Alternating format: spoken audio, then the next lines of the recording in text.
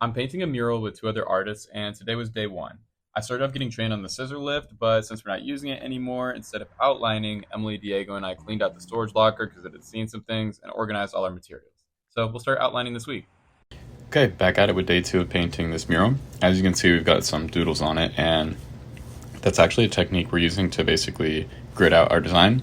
Once the wall's covered, we can overlay that over our design, and it makes it really easy to know where things are located proportionally. So me and Emily worked on the border, which we were able to chart out, and now we wait till we can get higher. Painting a mural part 3. So the name of the game today was Boom Lift. And yes, we were certified, but we still had some experts help us out. So Diego and I strapped in, held on tight, and we were able to finish the doodle grid. The spray paint also came in today, which was awesome. I tried to time lapse more, but my camera fell, so enjoy the sky. I outlined the bottom half digitally the other day, so we were actually able to make some headway with the initial outline. When Emily got there, she and Diego finished the border, and I worked on laying down some color. So now I'll finish the digital outline and we can get cracking. Painting a mural, part 4. So we're getting ready for Community Paint Day next weekend. Oh yeah, if you're in the community and you want to help paint this, let me know. Outlining is still underway, which is our main focus, so we can make Community Paint Day as seamless as possible. We decided against using the boom lift because the weather was iffy, and something tells me a lightning bolt would love to hit me while I'm in that. I painted mostly flowers and bugs today, and then I headed home. Painting a mural, part 5. So today we just kept getting as much as we could ready for Community Paint Day, and pretty much what that's looking like is going to be paint by numbers. And so when the rest of our paint gets in tomorrow, we'll be able to really wrap everything up and bring it all together. Painting a mural, part 6. So Community Paint Day did not happen on account of the crazy weather, but we just got our first clearish day in a while, so I popped out and decided I would paint some of the people in this piece. I only had a little bit of time, but I got a lot more done than what I initially had expected. The sun even came out for me at the end, but I had to head home, so I locked up and said bye to the storage locker. Painting a mural, part 7. Sun is officially back out, so we had to hit it. And it was going great until someone called the cops on us. And let me just say, they must have got 100 levels sneak and stealth armor because they came out of nowhere. I mean, look, I did a full 180. But Diego and I talked to them and they were nice, so hopefully it won't happen again. After that, I was able to keep going, and I really put a lot of focus into the right side of the piece today. Emily and Diego did a lot more prep work for Community Paint Day, and all of it was super productive. We worked until sunset, and then I took off. Painting a mural, part 8. So today we got back in the lift, and I think it was probably one of our most productive days to date.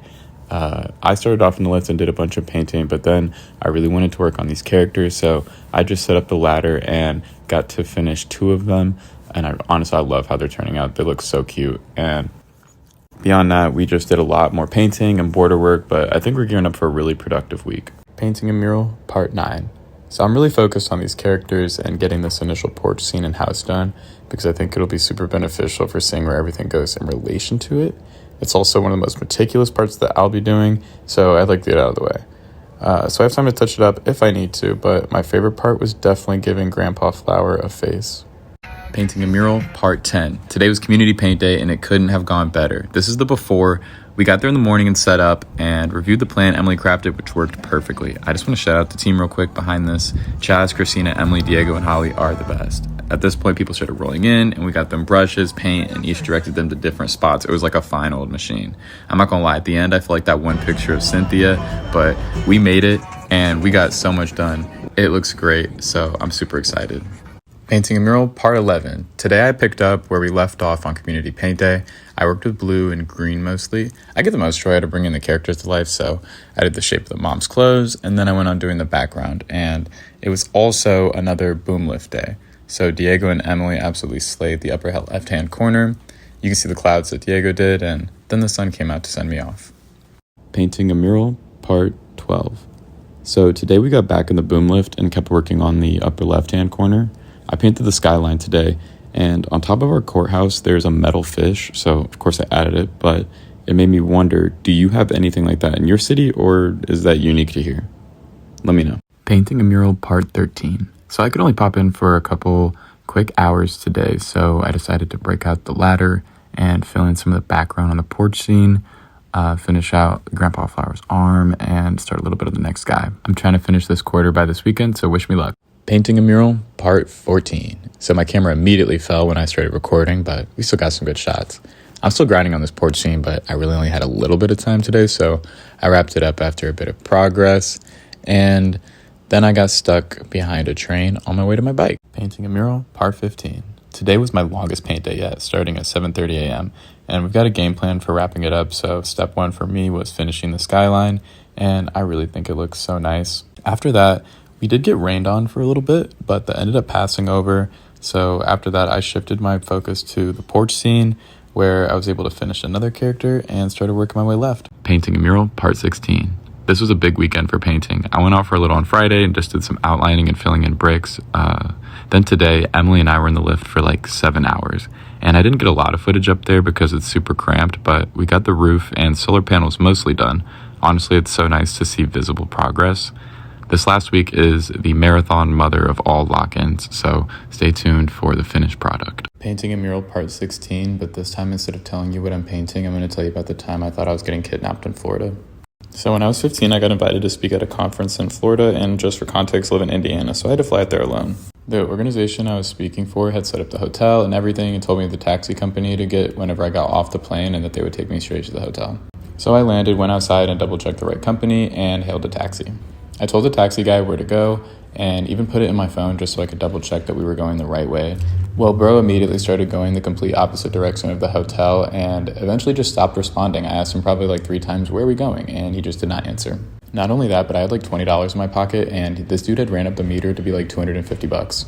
Needless to say, I'm freaking tweaking geeking in the backseat and didn't know what to do, so I called my dad. My dad was like, give him the phone, let me talk to him. My dad definitely bursted dude's eardrum screaming at him that he better take me where I need to go, and this dude hit a Tokyo Drift U-turn at like a speed of Mach 10. He brought me straight to the hotel, I jumped out and ran inside. Later I learned he was not supposed to be picking people up from the airport, so rip bro. Painting a mural, part 18. So I started off trying to mix red, but learned that you can't actually do that, so just went ahead and used the marker. But while I was using the marker, I also realized that I didn't really like how that red was coming out, so we swapped over to the spray paint and got a really pigmented red, which I love. And this thing that I'm painting here is a table, and it's a part of the picnic that extends out from the porch party. So I worked on the character there and just started adding some of the details. Worked with a lot of yellow and red today. It was really nice.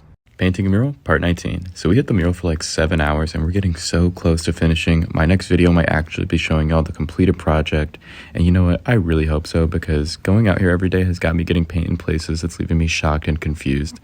We worked on a lot of characters today and like birdhouses, so can't wait to show y'all when it's done.